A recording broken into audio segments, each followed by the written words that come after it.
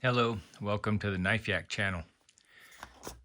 Today I received a new knife, the Kershaw Bel Air XL. I'm looking forward to this one. This is a first impressions video, so I will not do a very detailed analysis, but I'm just gonna open the box and see what I think of this. First off the bat, I like the fact that they put it in a small box, appropriately sized for the product in question. We don't have to waste a lot of packaging.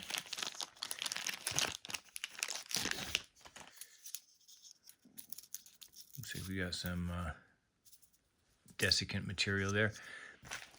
Okay, let's have a look. G10 handle has a typical peel ply texture, which I really like. It's rather aggressive. Good grip. It opens easily. The lockup is good and firm. This is a crossbar lock with a MagnaCut blade. Let's have a look over here. So as you can see, it has the Made in America signage on there and the logo of the designers. This is, as I mentioned, it's a MagnaCut blade. This is what they call a reverse tanto blade shape. I don't really like that term, but it's kind of we call it a drop point basically, but it's very, very pointy at the tip.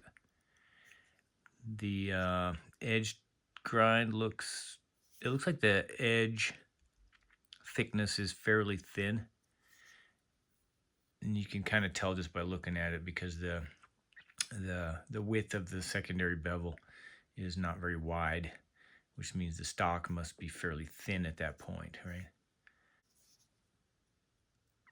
Okay, so I'm just doing a little thumb test on the edge, and this one feels really good.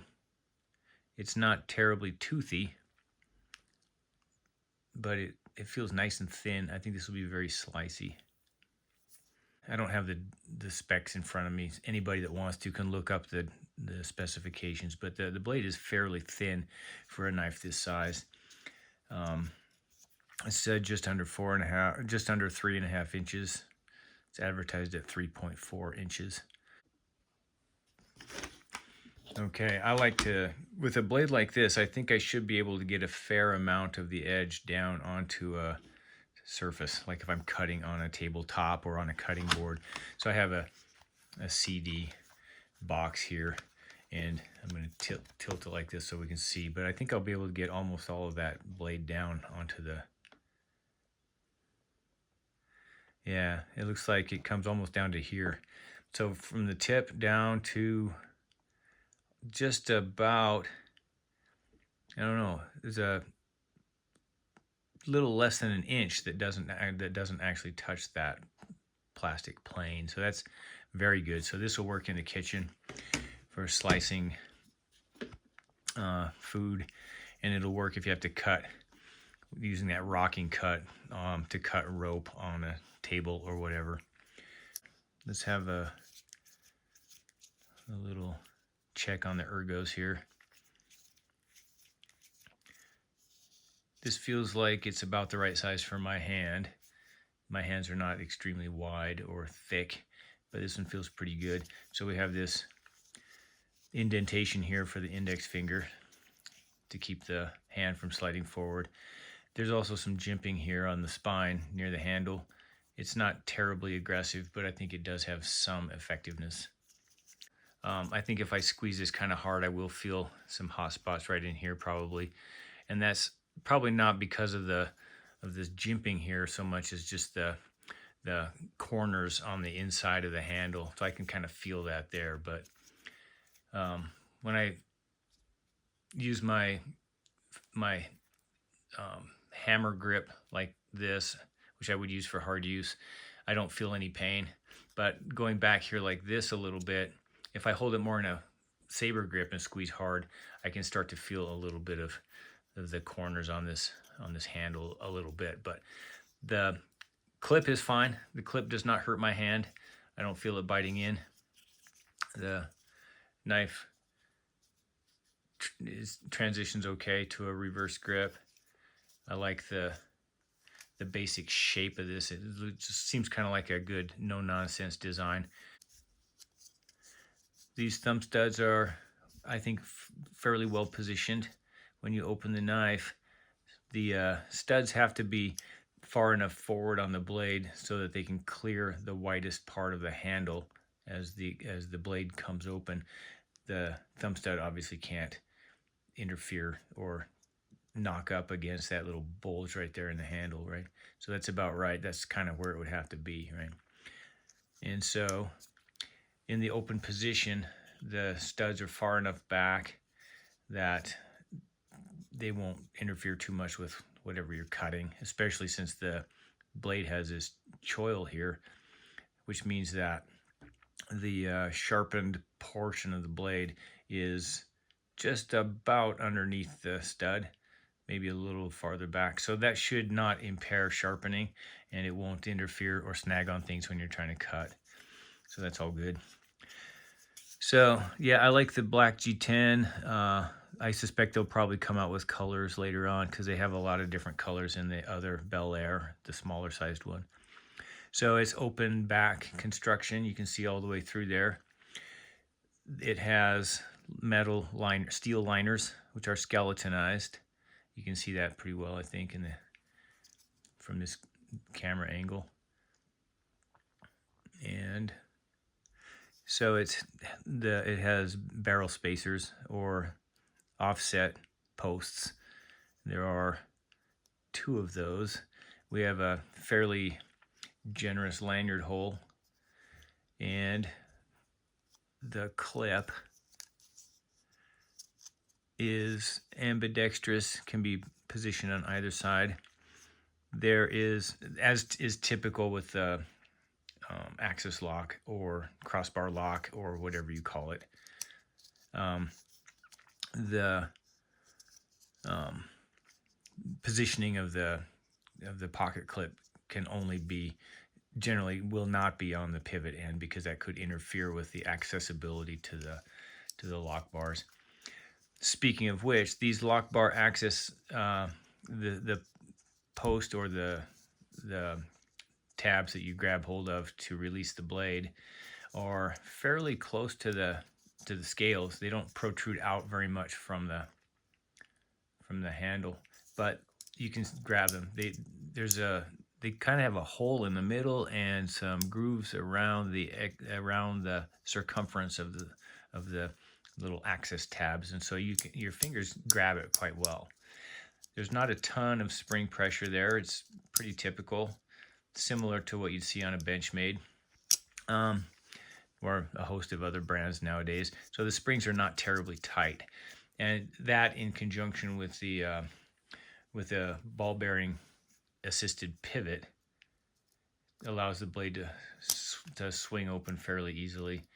It looks to me like there's a lot of, let me move this camera out here and you can kind of get a sense for the lockup on this knife is, or I should say the action on this knife is fairly smooth.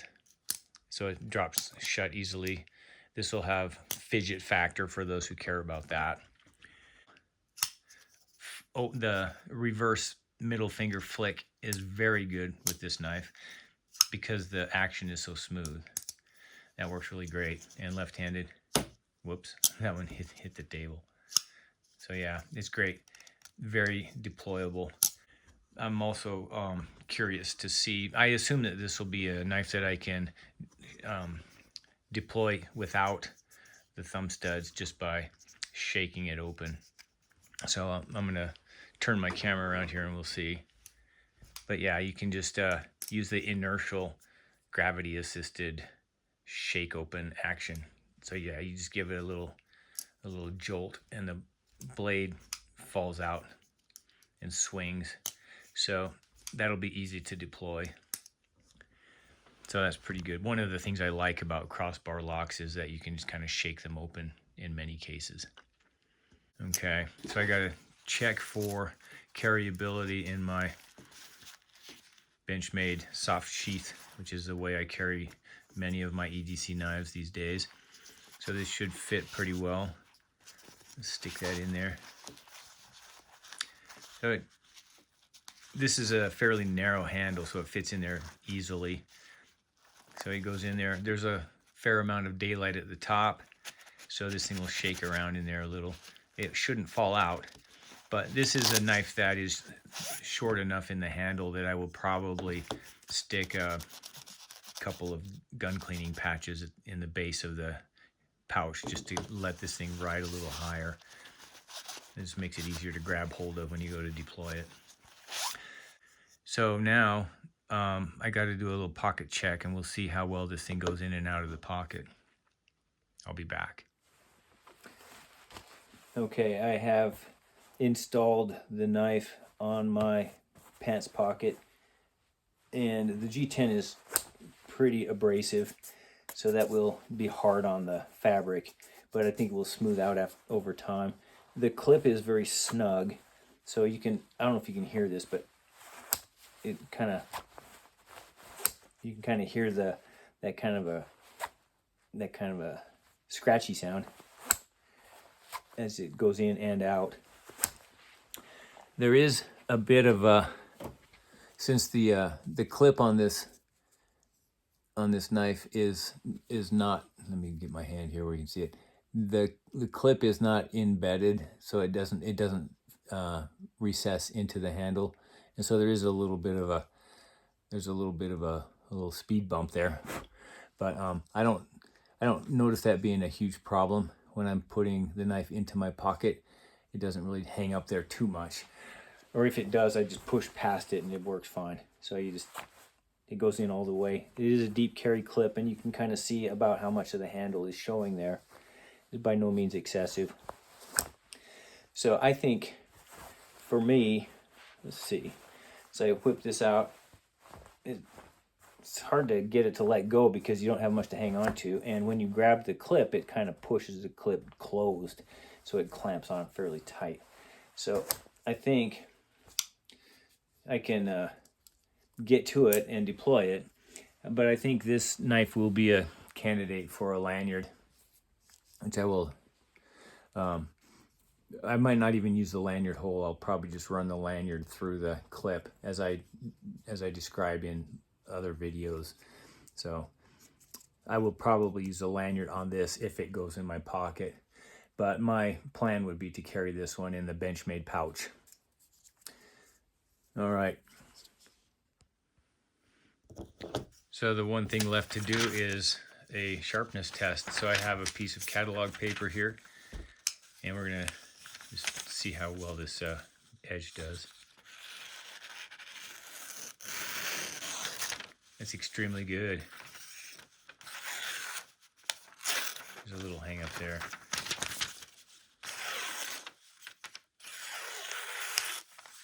I like this a lot. On either edge of the paper, even going across the grain, it still cuts in extremely well. So Kershaw has done an extremely good job of providing a sharp knife directly from the factory. This is one I will not sharpen immediately. I'm going to carry it and use it and let it get dull, and we'll see how long it goes. So this is Magna Cut. It's rated to be 62 to 64 HRC, so I think it will have excellent edge holding capabilities. And so yeah, bottom line is I like this one. It meets my expectations for a no frills user knife. There's nothing extravagant or silly or frivolous on this knife. It all just seems highly functional.